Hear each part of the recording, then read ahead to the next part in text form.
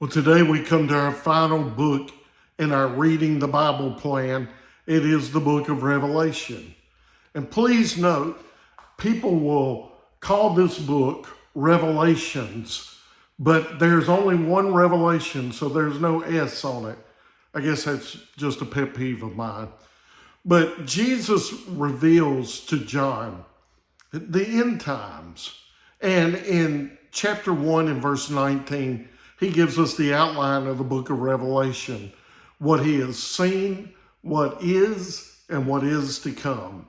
And you can break the book down by those things. And in chapter 2 and 3, Jesus expands on that part of the outline, that what is at that time.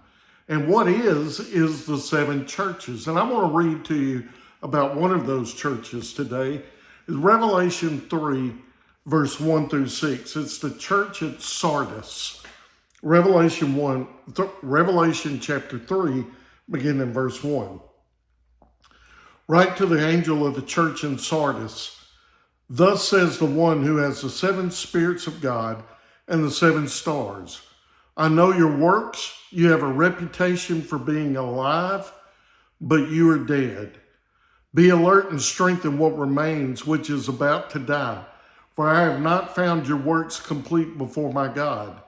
Remember then what you have received and heard. Keep it and repent.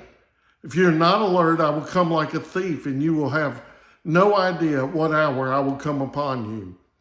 But you have a few people in Sardis who have not defiled their clothes, and they will walk with me in white because they are worthy. And in the same way, the one who conquers will be dressed in white clothes.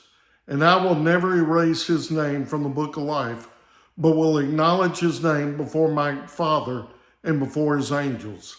Let anyone who has ears to listen to what the Spirit says to the churches. And so what we see here is the church of Sardis has a reputation for being alive, but they're actually dead. It is a church that seems to be very busy, but they are spiritually dead. And it's just like the temple was in Jesus's day. There was a lot of activity. There was a lot going on at the temple, a lot of religious activity, but they were spiritually dead. And you know, there's a warning in there for the church today and for the Christian today that we need to be alert. We need to repent and focus on the spiritual things. You know, I think today, what if the Lord was to come and inspect our church today? And as he gives an analysis of all the seven churches here, what would he determine about our church? What would he say about you if he expected you? And so there's a time for an inspection. And I pray that we can do that with the Lord together.